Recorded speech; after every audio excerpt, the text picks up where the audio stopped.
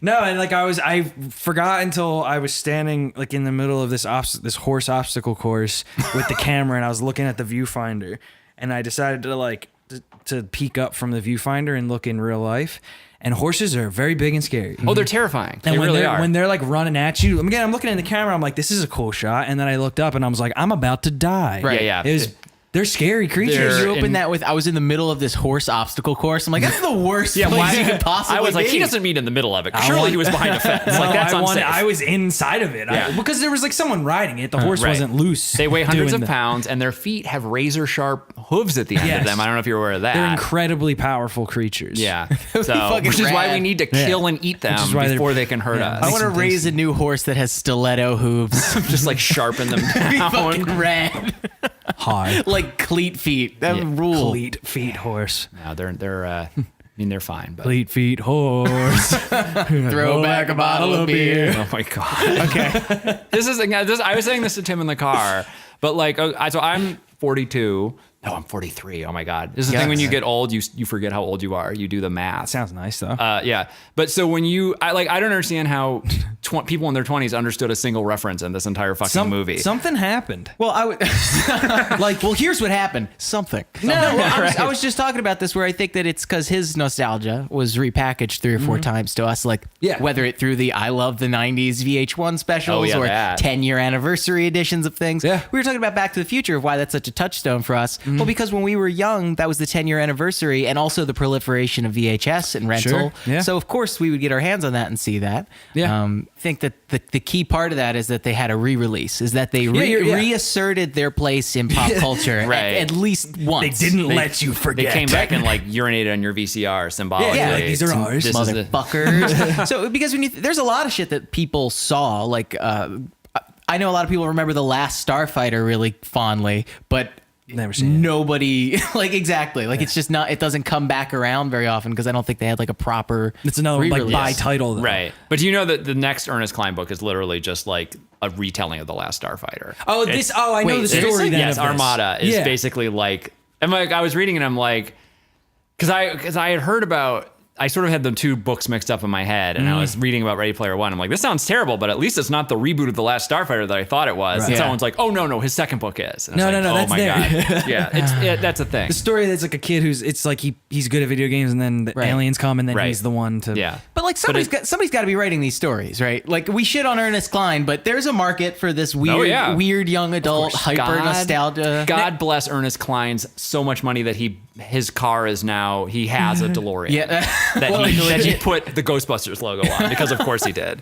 I heard it works too. He's all over the fucking timeline. Maybe he's gone back and prevented any other pop culture franchise from forming. Yeah. So that's like we only want the ones I like. Right. Yeah. I will say to the credit of the movie versus the book, and we talk about the hands behind the thing a lot. I think when you're reading the book, it was very much reading as he was happy he knew all the things he knew, and he was very proud that he knew all the things that he knew and was putting them in the book. But in the movie, it felt like they did a better job at centralizing all the information around that it was Holiday, it was the guy. Yeah, it's his job. Like this is his passion, and he's a nerd about the archaeology of the whole thing. And he became this, it was more everyone was obsessed with this, tech icon as opposed to literally the 80s stuff. Absolutely. It's a lot like, we talk about Dan Brown, right? Where they're going through all these ancient stories and like, oh, Jesus did this with this person at this time.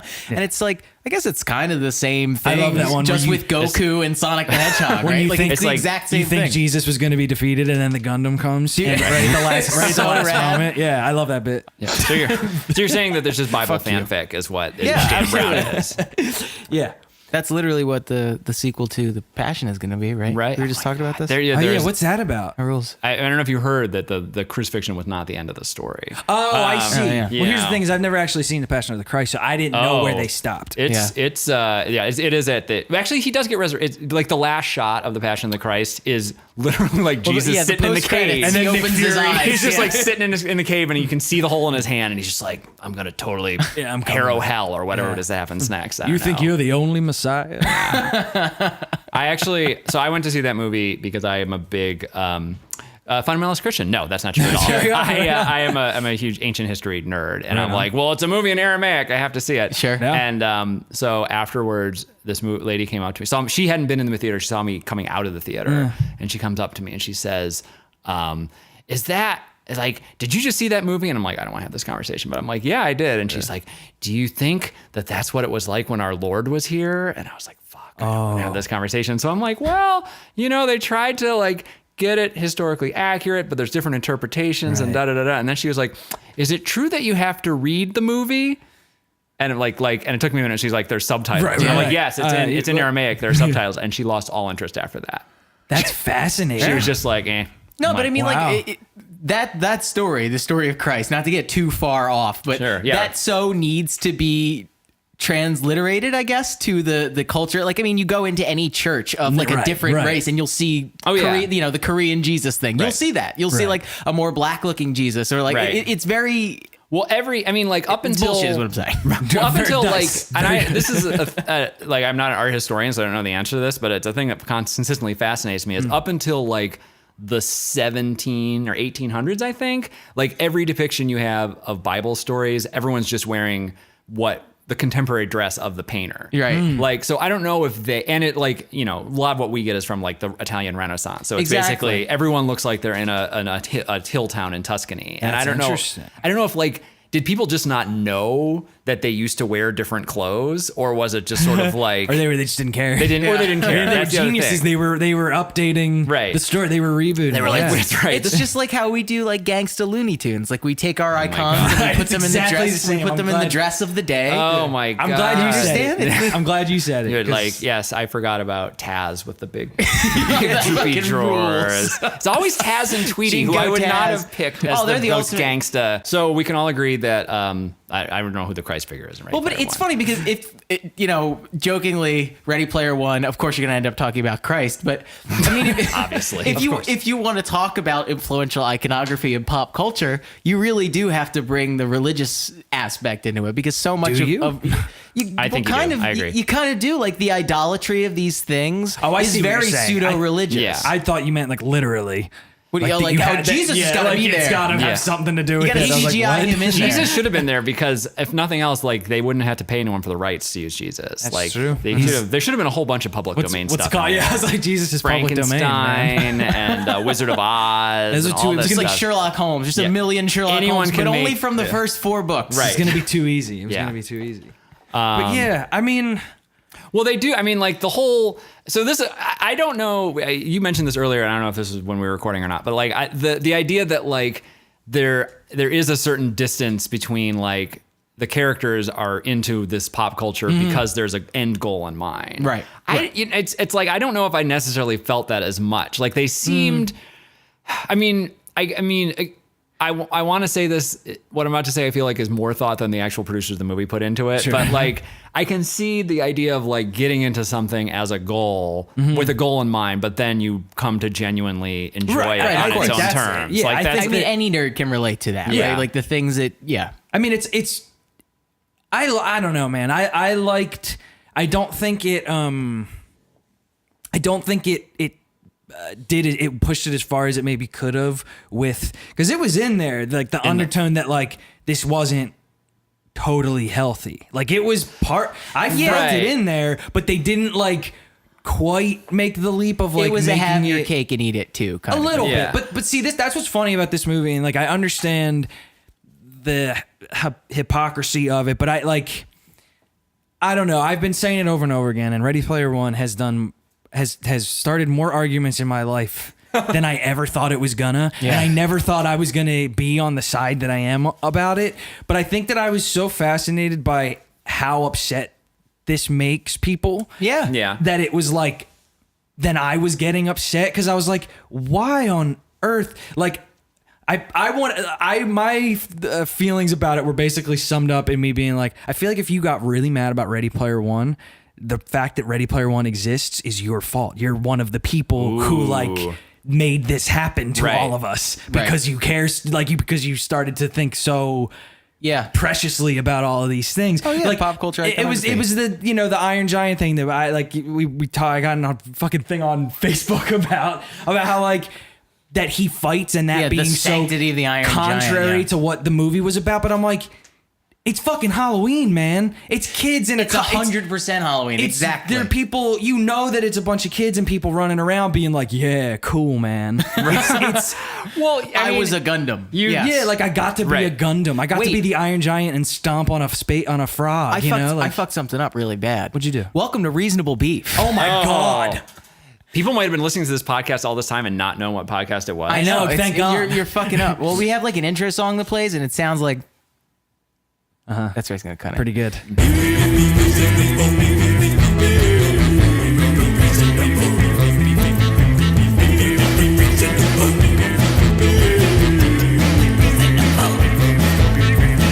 Welcome to Reasonable Beef. I am Tim Kish. I'm here with my friend Dom. Hey. And we have our guest. Who are you? I'm Josh Fruhlinger. Who are you? I am the comics curmudgeon. I am a comic and blogger. Nice. And What's your name? One more time. Josh Fruhlinger. Cool. All right. jfru.com for all your Josh Fruhlinger needs. All right. We'll save it for the end, Mr. Plugs. Damn it. Where are we going? Oh, sorry. Okay. I'm sorry. Just to jump right back in. No, I'm glad he all mentioned that. But I got very defensive because I think I am. It's funny. We have a whole podcast that is about demanding the best version of what everything's trying to be. Like that's literally, we're always trying to go about it constructively, and it's like it's always frustrating when it could have been something, or it was like I'm saying even about this with the themes of like that this isn't really healthy to just to have all of that stuff be like who you are as a person. Sure. Yes. Right. That said, I got frustrated that this movie seems in mission statement about it's supposed to just kind of be like fun to watch and like. Isn't this insane? I mean, that first Ray sequence, I was like, who the fuck does this? What movie am I watching? Like, I couldn't believe that they were doing it. Yeah, absolutely. Yeah. And I feel like that, like, I don't know. I don't know if the movie was asking you to do more than be down with King Kong chasing the DeLorean. Right. And because I didn't feel like it was really asking that of me, I wasn't necessarily offended when there were cheesy lines or stupid kind of... I don't think I'd ever even call anything stupid, but like unrefined kind of character changes. The whole thing was a big template. Like the entire movie just kind of felt like then this, then this. And for what it's worth, it felt warm. It felt warmly that. Sure. In my agree. opinion, I didn't feel like it was like industrial. Like I kind of was like, it knows what this movie does. For sure knew exactly what it was up to. It does. But I on the same token, I think there's a lot of people that are so like cynically disgusted by this like weird feedback of pop culture that this last decade has been, and that they see this and their eyes just fucking go red, like just immediately angry. Again, don't get me wrong, because I am exactly the same person who says, "Why are we rebooting XYZ?" It's like, why would you rather not? What do you like about it? Like, what's the thing about it that you dig, and why not take those elements and make a brand new thing that people like? Again, it's like we say it all the time, but it's like the Indiana Jones thing. Indiana Jones, they made it because he wasn't able to do, James Bond, and like he wanted to do this character that would have had a whole legacy and story, and that his adventures happen on both sides of the story you're watching, like. I don't know. I'm rambling, but you see what I do see what you mean. It's very interesting you say that, because like I had not like given especially the thing about like you are the person who's created this, because like I definitely so did you read the book? I did. Okay. And so the book seems bad from the excerpts I've seen. Like there's a lot of like that noise is well, that's really like I was gonna say there's a couple points in the movie where like the movie, I said this to Tim, like Steven Spielberg, I'm gonna go on a limb, is good at making movies, right? Yeah, he's like, doing all right. Yeah, the movie is for the most part is perfectly competent and well paced and all this stuff. And there's a couple moments where it's like we're gonna literally grind to a halt for like a minute and talk about pop culture. And there's like two or three of those. Yeah. And I'm like, is this just like, we're just throwing a bone to the people who most like the book in the most obsessive way. Right. And you know what's funny? You even said, like, I didn't even think about it, because I sort of, this is my fault with this conversation, is I tend to exclude that there actually are the people who aren't going into it as, what's the word I want to say? Like, it's not really the right word, but like as altruistically as I go into watching this, like I know that they're like, I think what most people who are truly angry and like this really annoys them, they're probably annoyed at people you're allowed to be annoyed at. Like, like as you're saying, like if you're throwing the bone to this, we're gonna have a whole conversation about like, what we're talking about, don't you? That's right. Like, That's annoying. I don't like that stuff. But I think again, just the bones of this were so. Yeah, man, it's like a fucking adventure with a new world, and there's all these new rules and stuff. Right. And it's simple. It's a straight line. Yeah. Well, the funny thing is, like, it as the movie was constructed. I don't think this is necessarily true for the book. I actually went and read the plot of the book on Wikipedia, but in preparation for this, after I saw the movie, and it's like they really did change a lot. Yeah. And I'm like, they streamlined. Yeah, I agree with all these choices they made. No, like, I too. I'm not precious like- about the story of the book by any stretch. all the challenges, like in the books, were all just like, and then they played a classic video game. Yeah, no, seriously. And like, So wait, none of those challenges were in the the book? race isn't in it. They definitely the Shining thing was close to a challenge. did they have Like, the Shining they thing in had the book? I think it was the first one. They end up inside of war games, and he needed to like. It was way. I would more have shot annoying. myself in the face if they went inside of more games in this movie. I could not have taken that. This is what I'm talking about. Where it's like. That's the difference in tone from the book, because like I can't give it like, now don't get me wrong either, I breezed through the book, like the book wasn't like Great literature. making me, I was just reading and I was like, this is fun. I had similar vibes of Right. like, and I'm gonna forgive it for the Okay, like, and then old Godzilla was hopping around Tokyo Yeah, City like a Tokyo big City. playground.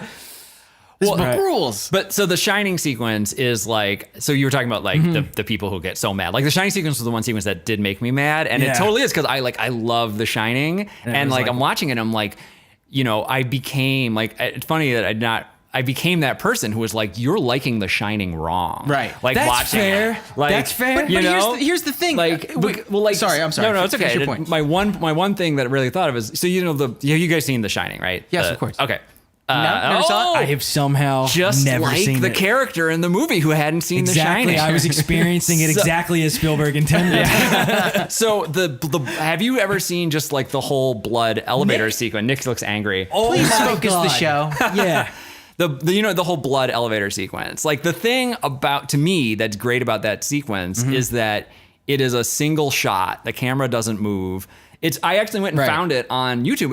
It's only like 35 seconds long. It seems longer. And it's like and it's just the blood comes towards the camera, and like there's a moment in sequences like that where the camera usually moves or pulls away before the thing reaches you, and it doesn't. It actually washes up on the camera, Sure. and it's very static and scary. And in the movie, that is like it's like a lazy river ride. Yes. And it's all of a sudden, like you were saying, like the Spielberg, when it's CGI, like the camera just goes everywhere. Yeah. And so there's The all car sequence in particular, I was like, this camera is going inside of infinity. And it's the first one of these. It's the first one of the Zemeckis Spielberg. Who else could I blame? No, those are the main. Peter Jackson, I guess, a little bit because of Tintin, but like that. As soon as their cameras weren't too heavy and they could be digital and you could just move it all over the place, they went nuts. They lost their minds. But for some reason, because this was like in a virtual world. No, I actually guess it would've, find- like, yeah.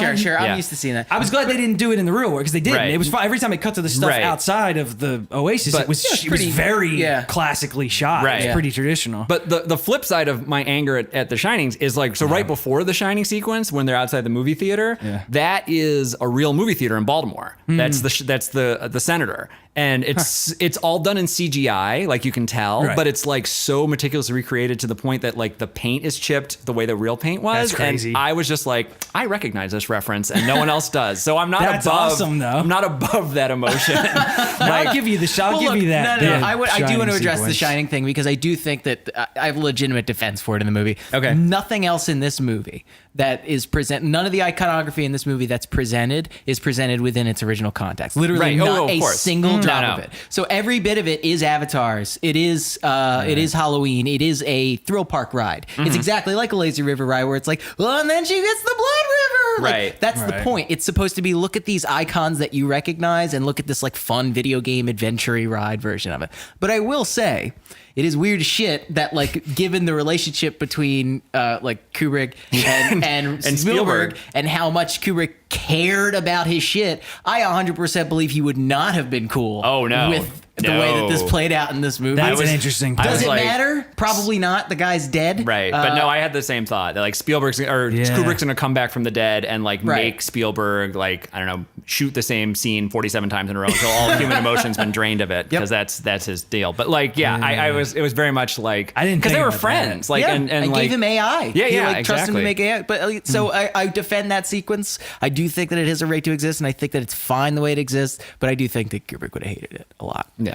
That's fair. Yeah.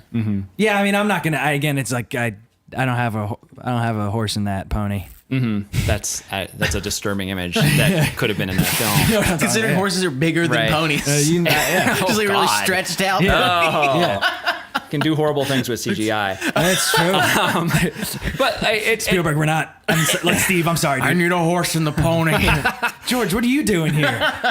Sorry, just listen, learn from me. so talking about the outside, also the outside the video game sequences in it, like so this was a thing that also I feel like gets a little to what the tone of the movie is, and I'm trying to figure out like if it had a consistent tone. So in the beginning, and I know this is from the book, there's they're like basically the like 2-minute voiceover. I'm going to give you all the backstory.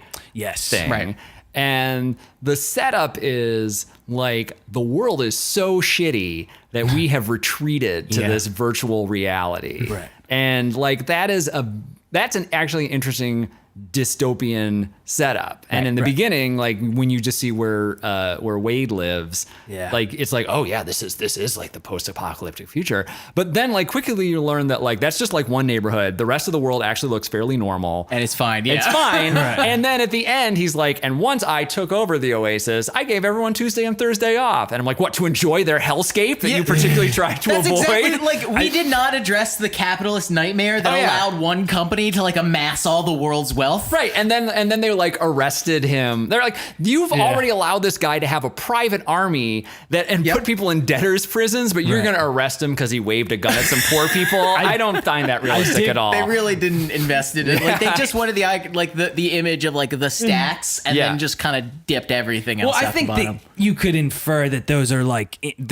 That's like there's not just one. It's like they're all over the place. But you definitely also see other scenes of like, oh, there's big stretches of the cities that look fine. Right, like, we don't address the poorest of the poor, like the whole crux of this existing. Right, like that needs to be tied in with unless you're doing like we talked about this with Blade Runner, where it's like we're not going to address the injustices of the day. We're just going to follow like one of the agents of the injustice. Right, we're going to follow one of the hunters, which is like we get to exist in this gritty world. That's not what this felt like at all. It felt like the problem that's causing the world falling apart is central to the problem of the movie, right? And it didn't like the revolution even succeeded at the end. Yeah, succeeded. But like, what was the revolution? Tuesdays and Thursdays with the Oasis. Well, it was closed? funny that I don't usually have this about like you will see it. I'm sure like. The secretly fucked up ending of Ready Player One and how shitty it actually was. Like the fact that he shut down that entire company.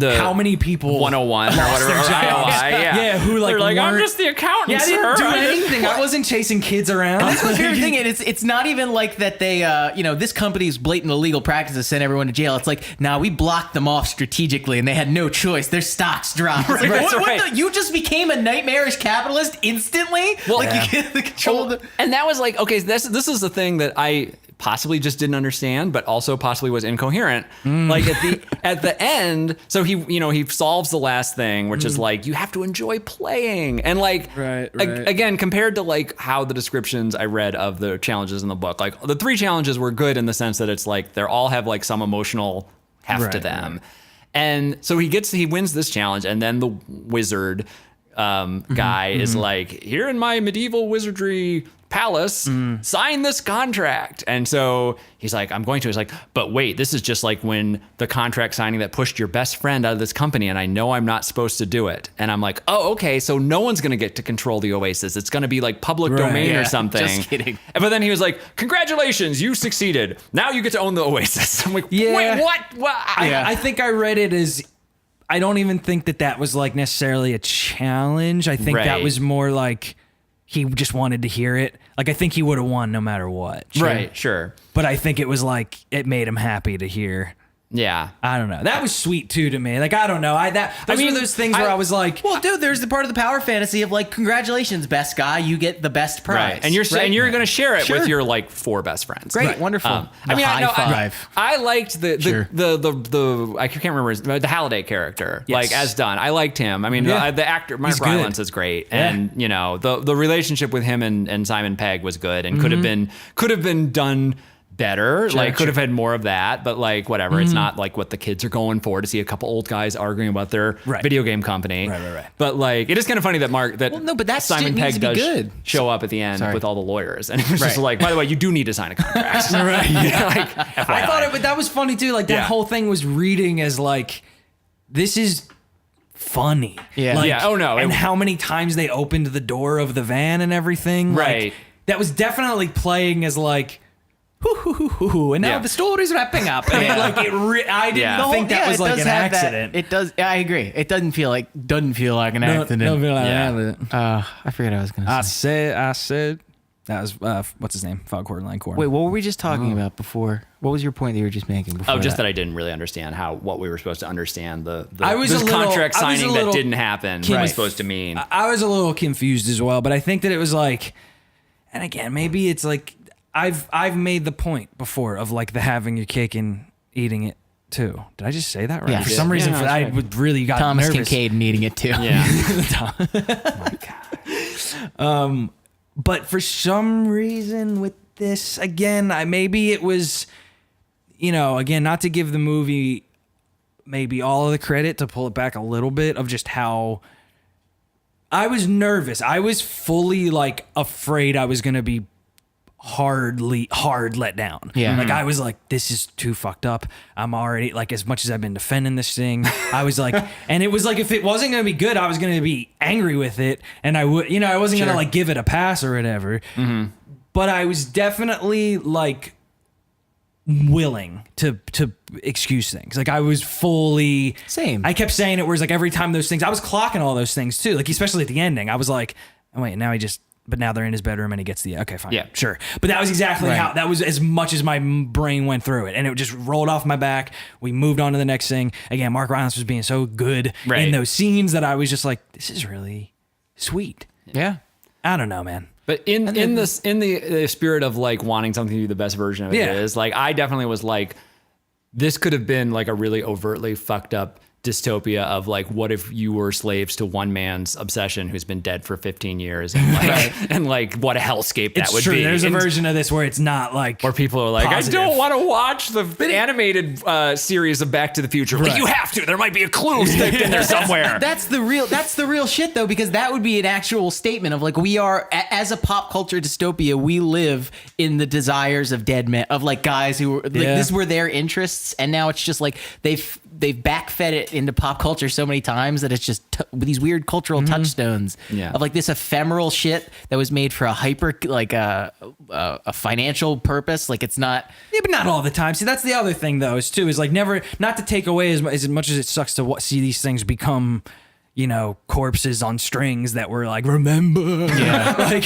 Marty. Yeah, but like, a lot of these things start from a really positive place. And if you genuinely like, I like what you said though about because I believe this too. Like, you can like a thing the wrong way. Like you can, like there's been time, we literally made a joke about this a couple episodes ago about like how when people agree with us, but they're not agreeing with us in like the right way. Right. We're like, well, hold on, you're not quite right.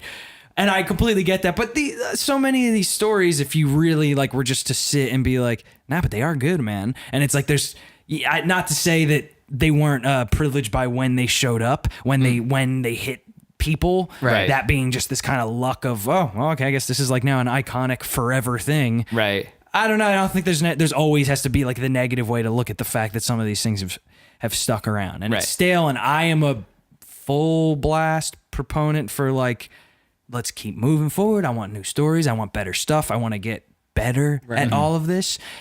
But there is also that weird thing of like, I don't want to say, because I know things are gonna change so much, but it's like, how much did we start circling in on some of the best ways that we're gonna connect with stories and movies and big adventure-y things, and like how much of the ways that these things are shot have we did it, and like, because it's funny how now when we see them push it, and they do bonkers shit that they couldn't do before, it starts to feel like its feet aren't on the ground anymore, and you're like, well, wait, hold on, go back to the way that a good movie is shot. Right, And yeah. isn't that like, I find even the fact that we've become like, we like the form of how these things were made, and now we Right. want that form to. When we were just talking about the new Power Rangers remake, there was like so much of that where you're like, couldn't they have just been nice and just made it like a nice movie? Couldn't you have like, done this good? like, I don't know, like even just ways it shot, ways it was looking, like it's that thing of like things then start to feel like they're trying too hard if they try to evolve too far or whatever. I don't know. I know Power Rangers wasn't the best example of that, but Sure. do you see what I'm saying? Yeah, I do. I think that's a very nuanced conversation. It's weird. That's what I'm saying. Yeah. There's so much in here. What Well, is it's value and progress? It's a problem of when you're dealing, like I think it becomes more obvious when you're dredging up something from the 80s that would have been shot all with practical effects Right. and like, or something like that. And then all of a sudden it's like, but look, like you never could have imagined the flying DeLorean doing this kind of loop to loop. And I'm like, yeah. But it's what's fucked up too is, again, like there were plenty of those other ones I didn't give a shit about, and that was nothing really like offended me, I think, is the good part. Right. But like always a good time at the movies. Yeah, it's true. I came away not angry at all. I had like a few like, oh, whatever. But that was pretty much as far as it went. But like the DeLorean, I love Back to the Future. Right. And I love the DeLorean. I played with plenty of DeLoreans since I was a kid. And so I didn't give a fuck about what the DeLorean was doing as long as it kept doing stuff. Yeah, no. And I know that's like not completely right, but I was like, I like toys. Like, no, I like to watch the toy do the cool thing. When the Gundam showed up, Yeah, I was man. like, I'll never get to see a Gundam in like a movie ever again. This Right. is Yeah. incredible. I'm just going to enjoy this for a minute. Yeah. Yeah. I mean, it is like, the question of, so like, I also love Back to the Future. Everyone loved Back to the Future. It's a perfect movie. Like anyone who tells you that Back to the Future is not good is wrong. And like, but like, I can't wait. Someone's going to write in. to bad, Back to the Future, secretly racist. Secretly. Yeah. I mean, it's about, getting Kristen Glover to fuck your mom back in time when your mom wants to fuck you. Like it's so messed up. Yeah. And yet it's like a beautiful, perfectly constructed adventure at the same time. But so like it's made in the 80s and it does have the like, there's a toy line, there's like things. Whereas like, another like Double Indemnity, another movie that I think is like a perfect movie. Sure. Like there's no Double Indemnity action figures. There's no Double Indemnity playthrough games. There's no, you know what I mean? So it's like, what is it about like stuff from a certain time period, or like is it about what the content is that makes them playable? I love the Glengarry Glen Ross Tiger Electronics game. That was good. There's just two buttons, like where there's just one button. It says fuck. Right. You just gotta keep pressing it over and over It again. definitely is the content. It's definitely like Back to the. I don't think there've been. I'm sure there's examples. Like there's got to be examples of things that were taking. They were made into like egregious. Toy line didn't need a toy line, and how fucked up is it that now there's like pillowcases and blah blah blah. But I think for the most part, the things that became those things all made perfect sense. Right. Star Wars made perfect sense. That there was going to be toys, and Back to the Future even. Like I would say, like because it was, and maybe not even on purpose when they were doing it, which I think is what makes it work, is the fact that it wasn't like in conception. They weren't like, this will make a cool toy. They wanted just to make a cool movie car. Right, yes. And then, but it was cool. So they were like, of course I want a fucking toy DeLorean. Of course I want a hoverboard. Of course I want the sequel ones maybe got a little more like, or at least the second one was a little more like, we know what we're up to. Like we know this is a franchise now, and we're Sure. But I don't know. I think a point I want to make while we're like still hovering around this, we talk about the pay to play phone app thing sometimes of like, I want the cool Goku now in the game, and how to place value on that, and that I don't think it's an inherently evil thing if that gives you a little rush and makes you a little happy to spend $5 on the cool Goku. So it's like there's a lot of this movie where I'm like, yes, there's people who I think can be wrong about them having a good time watching this, but I think it's a completely valid to be watching this movie and say like, yeah, I wanted to watch, like, I guess I didn't know it, but I'm having a really perfectly pure time watching Mechagodzilla stomp on, the Ghostbusters car. It's called the Cool Goku Constant. It's a theory. Thank you. It's actually hardwired into our brains by Goku, who is God. I don't know if you know that. He's great apparently now. Tim tells me all he's about good. it. Yeah, it's good. That Goku, he's all right. That Goku. Yeah, he's all I right. love Goku. I'm not familiar with Goku. I mean, I know what he looks like, but I was never a anime guy. What? I know. He's cool. I He know. was here the other night. Yeah, Was he's he just great. hanging out? Yeah, he's a Nice. good guy. You always see celebrities in Hollywood. It's crazy. Yeah. Goku's Walk of Fame. Just fucking. Cracked the whole street. Yeah. Oh, that'd be cool. But I don't know. I mean, have we like? It's Look, also so much of this conversation has been centered around this. I feel like we've talked about the movie, like the craft of the movie, very little. It's all been kind of centered around the conversation of what is nostalgia and conceptually what is this movie up to.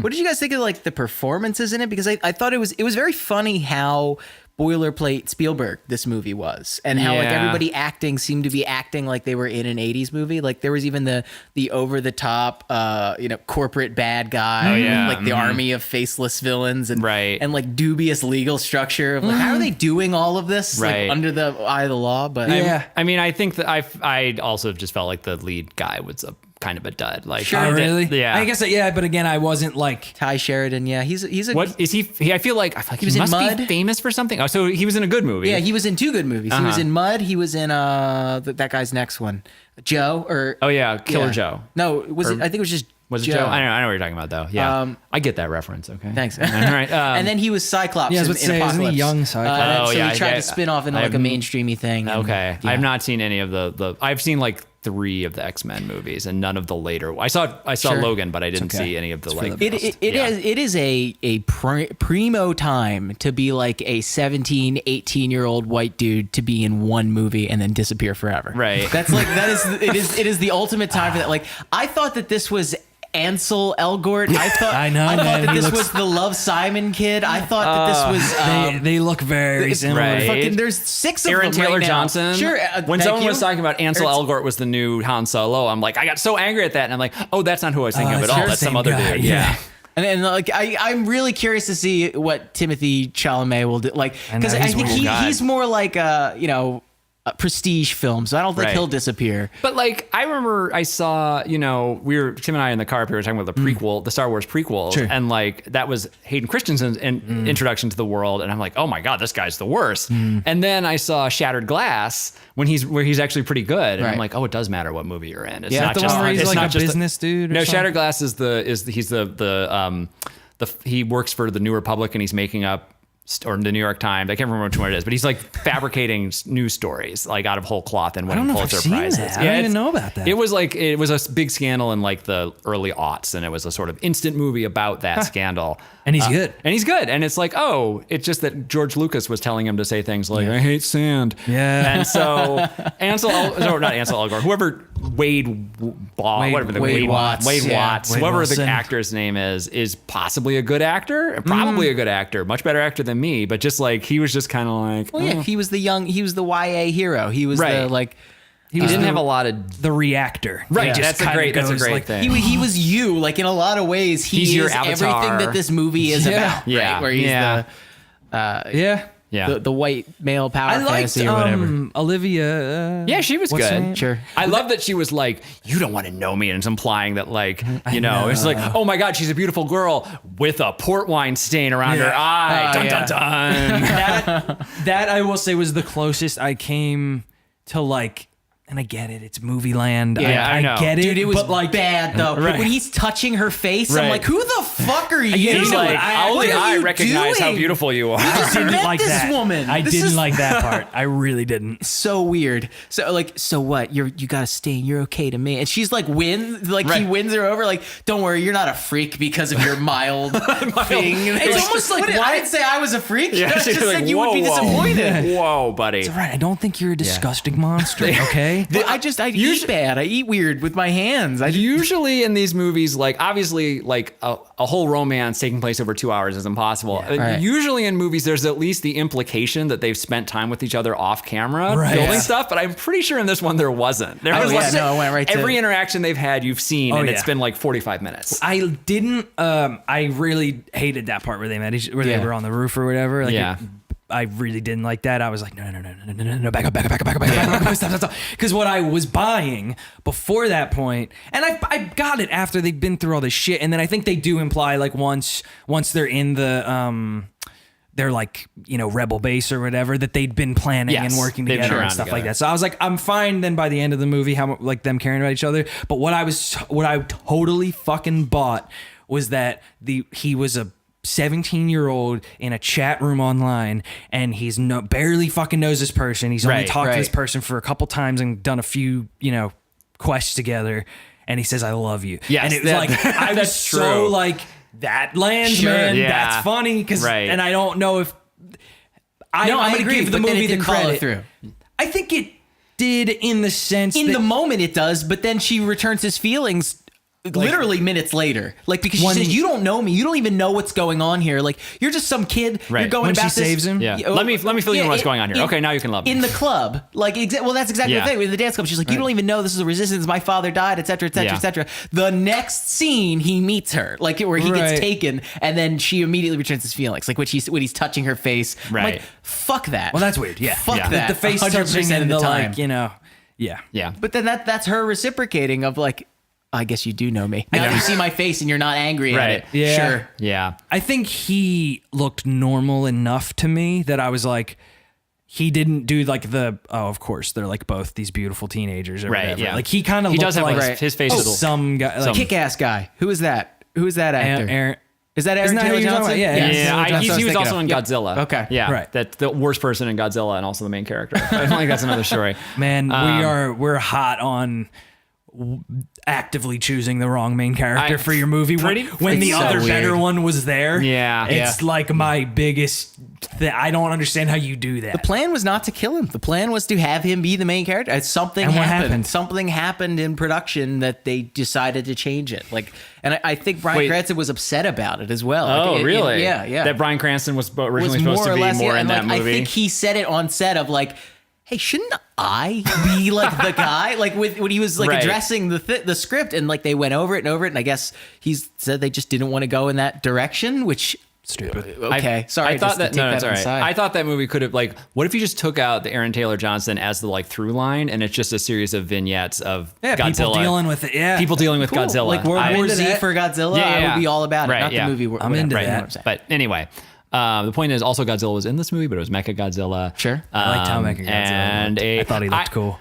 One thing that I thought was funny was that the avatar of the evil corporate boss was an evil corporate Yes. boss, but super jacked. Yes. Yeah. Like I can imagine him being like, "Sir, you have to form an avatar." He's like, "Oh, I hate that I have to do this." But once he starts doing it, he's like, "Well, I can make myself all Yeah. beefy." Like, there's a point in the movie where he says, "Like, how is it that the most important economic resource on the planet is being reduced to some stupid video game?" And I'm like, "That is totally fair, sir." Yeah. Like, that is Totally. a legit question. I liked, despite him annoying me, but TJ Miller like He was like the was most kind of lively making character. it, like I was into it, and I didn't want to be, but I know. I was You like, know what I Same, clocked actually, same. immediately? He's the only one we didn't see in real life. Yeah. Oh yeah. Immediately, I was like, I wonder why they're trying to. I'm That's wondering interesting. if there was a scene in with which we him, saw him. They're like, well, we've already put him behind CGI. Yeah, like people. we don't need to voice- bring in Christopher Plummer. Sure, so yeah, exactly. oh, I see. I wasn't Yeah. even thinking that No, far. No, because I- I'm like, we're not gonna see him in this movie, are we? Like, yeah. And I was into that as far as even like just if that was a pure story thing. Well, and there like, is the question of like this is like how many people are playing this game Right. compared to the general population. Like, is it a thing? Yeah, people are going about their day also playing the game. Right, like the Why is scenes of anyone on everyone the street on the playing street. this I'm like, game? how is that even working? Yeah. They're like just. I guess feel like you, they like, bring needed it the with reaction you. shots. Sure. Yeah, I But, mean, like- that's like those are those like. It's funny how many times in this there were pains taken to do the show not tell thing, but Right. then there were other times where it was like even her talking about her dad. I was Yeah. a little bit like.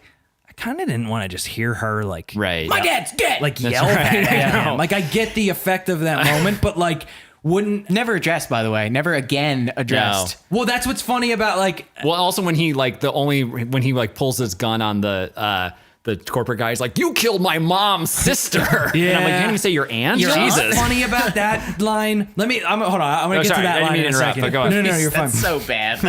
The whole relationship with the aunt, like, why was that even there? Yeah, so because he's Sorry. because he is He's a a teen, teenager, and and, but like, like they could have just made him 19 and he lived He in a lives in van a by himself. post-apocalyptic world where houses are stacked on top of each other. Extremely unrealistic urban planning, but I'm not even going to get Yeah. into that sequence here. I like how those are just apartments, just slightly offset. Yeah, Like, pretty much. Yeah. Sorry. Anyway, sorry, you were saying. I don't remember what were we get right before that, but I think for the mom sister thing, it definitely reads silly. Yeah. Yeah. But what's funny to me are those things where I could see, maybe even on the page, that might have looked like a sweet sort of character thing of like, well, he never really, like, she was shitty to him and like he hated his life with her, but like her connection to him was the fact that The last it was connection his to his mom's mom. sister, Right. like who his mom obviously Right. would have loved. And how can we distill that down to one single I know, line yeah, on it's- screen that takes like 2 seconds of screen time? Yeah, But yeah, you were gonna say, you were gonna say about the seeing people, Yeah. the showing not telling stuff. That's a great idea. Seeing the people. Let me just polish his knob for a minute here, but like maybe it was probably a thing in the script already, but the choice to show the Sixers in their whatever suit things, and that when they were killed in the big battle, that you would see the nonsense of like, I don't know what's happening, I don't know who these people are, but then the fact that you would cut and immediately see like the red lights on everyone who just got stomped on Yeah. or whatever, like Right. in the shape of how they Yeah. were killed in the game. That I was like, good. That's cool to me because Yeah. that's like It's congruent. That's giving Yeah. me geographic. Like I'm now understanding that who's together and Right. blah blah blah. And Yeah. like they did that over and over again. Every time it was satisfying. I would never say that this movie is not technically competent. No. Like it's incredibly technically competent. It's just Yeah. What it's up to is I think you should give it farther than competent, because competent is like I think competent's high praise. Like it's There's a technically lot of incompetent movies out there. I know that competent is praise, but you're taking competent to mean like fine. When I say Yeah. like it's put together like 100%, there is nothing in this movie that I was like, wow, it was weird. Not a single thing. I was just so tight, and like Yeah. I think that's partly why I walk away with this. I still have positive feelings about this movie, like despite all the cynicism I have over literally everything in it. I still had a fucking find like a good time. Yeah. Like when he's going through the vector graphics where everything is green, and I'm just like, shit, Fine. yes, Yeah. cool, Yeah. great, wonderful, having a good time. yeah. You know, on the note of the Sixers too, I did enjoy that they like were sort of as the drones, but we're also given personalities, and Yeah. like we're not terrible. Like Right. that was kind of interesting. I mean, like the whole thing where like there were a couple of characters that you saw a lot who were like as into solving this problem. Yeah, as, the people in the yeah. war room trying Yes. to figure were out like the, as excited about it as I any will of the say- Gunter Well, It's nerds supposed to were. be. I thought it was supposed to be like a Willy Wonka and the Chocolate Factory kind of thing, right? Because the whole thing is supposed to have that. I thought from the first trailer that the whole Sure. thing kind of has that setting of he is, he's giving him the factory, Right, and right. in that movie there was the whole like rooms of people trying to find the ticket. Yeah. whatever. Yeah, no, Yeah, no. that's completely. Yeah, totally. I didn't definitely didn't buy. But again, it rolled off my back. It didn't stop me from liking it. But I didn't buy that if they realized what game was the one that they needed to play when they got to the final challenge. Like, I don't buy for a second that not everyone would go, oh, Adventure, the first one with an Easter Oh yeah, egg. that's the only reason anyone knows Right. about that game. Right. Yeah. Like, yeah. oh, the one where maybe we got to go find the Easter egg first. Right. Yeah. Yeah. No, Not that's just true. like beat the game that, like, why? I don't know. I I didn't, with the I room agree full of with nerds you. and everything. Yeah. Like, It's because you face the reality of video games are this escape, right? Video games are this adventure, this like fun time. And I guess people don't like to think or don't think about how incredibly finite of experiences they are. It's like, as soon Yeah.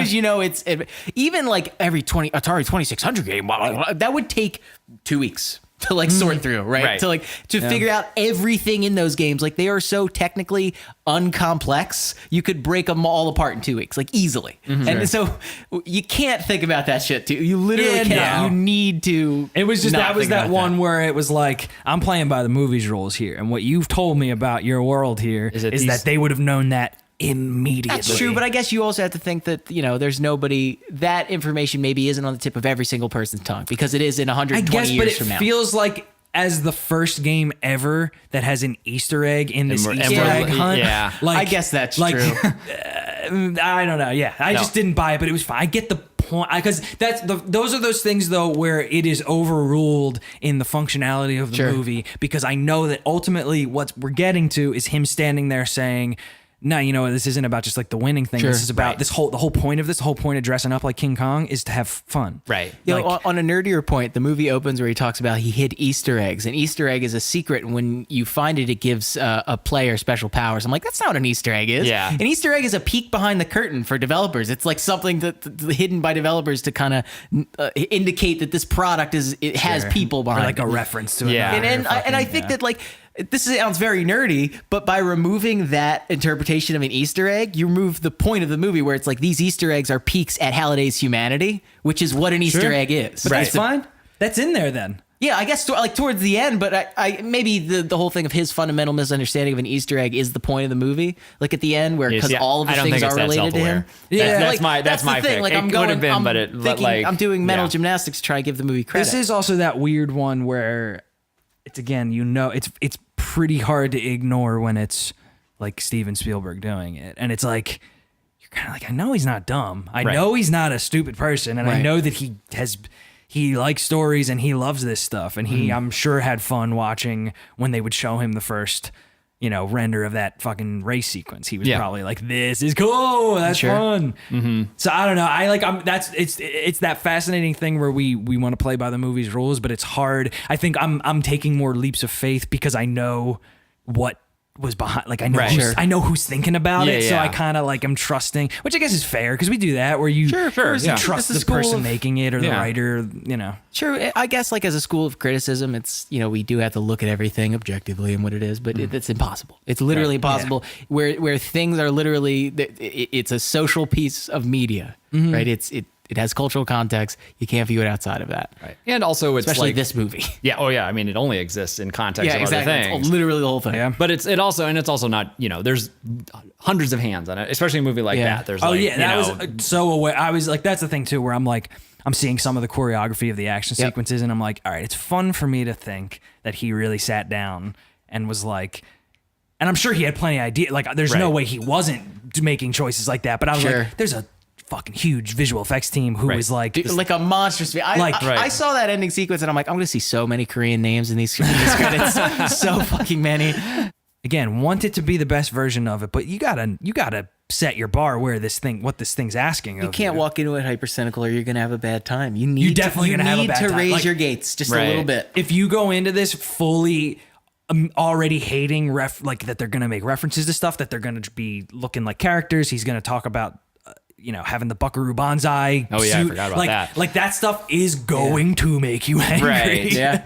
Well, you know, one of the things that I thought was like, and I don't know if this is even possible, but like, what would someone who doesn't recognize a lot of the references and B, like doesn't really know that this is a movie about references. If you were just sort of a person who isn't really super into pop culture stuff, which is like that's the other weird thing to think about is like most people who see this are not going to be and people are like, oh, it's the new Spielberg flick, it's like they're inside a video game, it'll be fun. And like would a lot of it just like, because there were points where they were recognizing like, I bet you that's a character that I that I don't know who that is. Well, because I think it works out fine because it recontextualizes everything. They tell you all the information you need to know. They tell you everything about adventure. They tell you what it means to lose in the video game, you know, where you drop all your stuff. And like to the point where I was hearing like the 60-year-old ladies behind me going like, oh, they're going to get zeroed out. I'm like, they just use the terminology to get killed. Like that was weird. That's hilarious. So wait, you're a video game guy. You're a video game. You're a video game. Well, this is so. What did you think from like, that perspective? Ostensibly connected to video games, but it's more about movies. It's more about like toys and movie pop culture set against the backdrop of a video game. So if you're walking into this as like a gamer and you're looking for like gaming references, you're not going to see them. Okay. But you see Goro, who from Mortal Kombat, who's like the bad guy from. You see Tracer. You do see Tracer. You see Tracer a whole bunch. All right, give it its credit as a gamer. Who's it's Tracer? It's a gamer's movie. But everything. Tracer's the main character from Overwatch. She is like the. She's like the time and she's okay. She's like a lesbian. That's like the cool thing about her. Probably a thing in it that I did not recognize her at all, and like was not a thing. Like what is that? You know what's also fucked fucked up is like even in the Shining sequence, Tracer's there, just fuck. No, she's there. I was like, all right, enough with Tracer. We get it, Spielberg. No, but that if you have enough of that peripheral knowledge of like again, I mean, and I know I'm like, it's because I watch movies a lot, and it's not like I have gone my whole life without seeing a fucking frame of The Shining. That would be impossible. Yeah. There was where I was like, yeah, I know that. Yeah, I know that bit of it. Of course I know that thing. Of course I know that sequence. Like, but and even like, Buckaroo Banzai, you see like he puts on I've never seen Buckaroo Banzai, but I was like, yeah, I recognize like what he's wearing. I know that The Shining is a good movie and you should see it. FYI. I believe you. It's good. But you know what I wondered actually. So there's the bit in that Shining sequence. The only part that I'm like, okay, I like this is when Halliday is the caretaker in the picture. Sure. And I was like, oh, what's the Shining? The Shining sequence was not The Shining in the book, right? No, it wasn't even. It doesn't even happen there. And the whole thing with, I don't remember if there was a thing where he had dated I don't think there was. I don't think there was the thing about that his wife was someone he liked first. Yeah. But they do it's the him needing to like say the lines from the movie. It wasn't even just it was war it wasn't games even in the just book. like that we're in the template. It was like you have to remember everything they say and where he goes next in the movie. Well, I wondered if like the whole point of that sequence is because someone, I know Klein is like co-credited as the screenwriter with Zach Penn. I think he wrote a really bad first draft. That's what I've heard. I believe it. And I just wondered if someone was like, oh, it'd be cool if we put Halliday as like in that picture from The Shining, so you sort of know that he's like embedded in this world somehow. And then that sequence like built around it. Or for some reason. It was really strange. The ending bit with him where you're not an avatar. What are you? It's like, did he import his consciousness? That was my assumption. I guess that's the thing. Yeah. I guess that's the whole. Couldn't he still own it then? I guess legally, maybe not. Some kind of strange guy. Yeah. MMO is such an interesting place to set a story. And I mean, anime has been exploring this for a couple of years. It's usually not very interesting, but like just the whole concept of a virtual world, I feel like people are getting more and more obsessed with, I guess, maybe as the world gets shittier. So it's kind of funnier. As in the hit film Ready Player One. Better as well is the other thing. Right. Well, so I just want to my point here is, have you guys heard of VR chat? Have you guys seen this yet? No, I mean, I know it's as a concept. Is it right? So is it really happening? This kind of thing where you make your character an avatar. So you will be sitting in a room and like watching somebody. Okay, so this person is Asuka from Evangelion. This person is Kermit the Frog. This is Mr. Rogers. And they're just sitting there and just hanging out like in a virtual space with this helmet on. And this is the thing where it's just you're just being your iconography. You're just being the thing that you want to be and walking around and talking. And I think it would be an interesting to explore, like, why would someone pick the specific pop culture thing that they picked? Like, what is it that resonates with them from that? What is it that doesn't? And that, like, you would just sort of not cast aside or not even really be aware that you were casting aside. I really like that you just said that, because I think you've given me at least some hunger in this to like want to have gotten more from it, because that's true that stuff is like supposed to be cooked into why people end up really liking stuff that they like. Right. And that would have been a nice conversation. That would have been a nice little buffer scene of like, you're Can always, you clarify what you mean? I'm kind of like digging into why the certain costume or whatever, and having at least one little scene. It would take one. Yeah. Where it's even if it was like literally Wade and H just like being like, I always like, why do you always wear that jacket or whatever the fuck? Especially when he finds out that H is actually like a black lesbian. Right. Like, well, so why did you pick this outfit? And she could be like, and they could have a conversation about it, or like, I wanted to see some interaction with the clans, and I think that could have been a good bit, because they keep talking about like, we don't clan up, like these clans, and then all the clans show up at the end. And the one I brought up was that I thought it was very funny that there is a clan of all Master Chiefs from Halo. Like, we're all the number one best like army guy. Yeah. I like wanted to totally see realistic. those people talk. Right. Like, exactly. Right. They're like, oh no, we're all gonna be the best one. So we're all the guy that is the kind of people that I want to see interacted with in the Oasis, because they don't interact with anyone who is not their people. Right. Not a single other user in the movie. That's fair. Very weird. I get it. Again, that's like, I understand in the economy. Right. Of you're like, keeping focus, but like when you're talking about building out your world, and that's another thing about this movie. It's very long, and somehow they don't touch on everything they need to, and just kind of there's a lot of fluff in the movie when there's some serious world building that still needs to get done.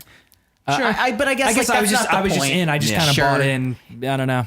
Are the two and I hate to use this phrase, but this is kind of what they felt like in the movie. It did were the Asian sidekicks like more fleshed out in the book? Very weird. So because weird. it was I have my 2 Asian best friends. right, Like, what the who fuck is have this? maybe like 10 lines of dialogue. Yeah, you know them more in the book. Like you I think they're like secretive, if I'm remembering correctly. If I'm wrong, you can correct me. But I think I remember that it was like, I don't even know if you knew that they were brothers or whatever. I really don't remember. Yeah. But I will say I liked the 11-year-old. He made me laugh. Yeah. But I mean, it definitely felt like Let one of him those tell things. me, like, very funny. Yeah, that's funny. But it was one of those things where I felt like this is I think I was saying this to you in the car, that like whenever you see a movie made from a book and you haven't read the book, like you can really feel some of the gaps of like, oh yeah, man. You know, like, okay, this feels like something that definitely there was more to, and they couldn't leave it out of the movie, right. But they can't actually put enough of it into the movie for it to stand on its own. I was surprised I thought they were going to have blown the H twist like early on because she's like on posters in front of her character. In front Oh of really? H. That's Yeah. interesting. I Like, knew people knew she was in this movie. I knew she was in the as, movie, like, and I that. recognized her voice, so I'm like, oh, that's her. But And I'm always like, interested. I'm always interested in like why. I don't know. I guess because it mattered to the character there, but it's like that's not surprising anyone in the audience. But it did. That Yeah. was also what shocked me. Was I was like there were people who when. Well, I mean, people don't look at the marketing, but like all the marketing. All right, materials. that's again. That's true. Right? That's back to that thing. Or of even like most, like I didn't Right. even notice her on the poster at all. I read an article about her that she was in the movie, and I was like, oh, who is this character? I didn't Yeah. fucking even. Okay. So did it surprise you? Yeah, well, I wasn't surprised. Well, because I thought it was a different actor. I thought I recognized the voice. I thought it was a male actor, but it was not. Yeah. It is an interesting question considering how much money is put into marketing and other sort of like para movie materials. Like how many people just don't go into a movie having most, absorbed none of right. that. Absolutely. That's what freaks us. We talk about this sometimes too, of like that it sometimes rocks the world under my feet because we are so in this and we care so much and we're like that. Easily, most people, the overwhelming majority of people, as much as yes, we are like a pop culture, like everyone likes movies and shows and stuff like that. But like most people don't really think too hard about it. Like they like it, and then that sort of it exists as like. Sure. Like people have movies they like. That's just the thing. People And, go to the like, movie theater not knowing what movie they're going to see. Yes. They just get a ticket for what's playing next. That's insanity. It is insanity, but it's totally a thing that happens, and it blows my mind. Yeah. All right, fellas, we're gonna wrap this up. Bring it to a close. yeah, We have shit. 2 games that we play. Do you have a phone on you? I do have a phone on. Okay. Yeah. Do I have what? Not that old, Tim. Come So, on. do you have predictive text on your phone? I do. Okay. I do. So this is a game we call predictive text movie review. Okay. You type in the title of the film. In this case, this case is Ready Player One. Mm-hmm. And then using your predictive text, any of the 3 options, you build a complete review about the film. Okay. All right. Concept is that your phone's review of the movie. I like it. Okay. I like it. My God. Okay. I think my phone is learning and starting to just make legitimate. It's becoming self-aware, Yeah, and it's it going to really replace is. you. Okay, you got one? Yeah, I got it. We'll start it off Josh, Dom, and then I'll close it. Ready Player One day, and I want to know how much you want to know what y'all think about this. It's like an open mic set. Just like not even making a point about it. What do y'all think about this? and I know that you know that I wanted to hear it. I have Ready Player One was the way I want to see it all. Whoa! I guess I want to works. see it all outside of any embedded context. voice context. Just I a just wanna bunch of signifiers without any signifier. Don't want to know it all. I want to just see it all. Ready Player One was just a little too much for me, but I could see why you would want to see it. Jesus Wow. Christ! I know. That's terrifying. I know. It needs to stop. I miss the days when it was like Ready Player One was a cheese sandwich. Yeah, it was like my house went to my house. Tim, does your phone have a podcast that we can listen to? Yeah. Give it 10 years. Okay. That was fun. Okay. This is our last game. Are we doing? What's the last One more game. Okay. It's called Three-Headed Critic. It goes around in a circle. Each person says one word until it's a complete thought about the movie. So we're going to start. Spielberg Was Definitely trying to gimme what I thought was my Gundam. period. That's it. That's what Steven Spielberg was trying to give us. Spielberg was trying to Definitely give me, trying to give me My Gundam. What I thought was my Gundam. But we learned it wasn't what you wanted. It all was in along. fact not my Gundam. The real Gundam was the friends we made along the way. Wow. I like See, that. they got a point. You can only rent the Gundam. You can only have the Gundam for an ephemeral amount of Yeah. time. Well, that was the thing in the There is book Gundam that- and then there is no Gundam. Even I think the Mecha Godzilla was a one in the book where it was like you could be it for 10 minutes, but then it was because otherwise you were too everyone overpowered. You're Yeah. OP.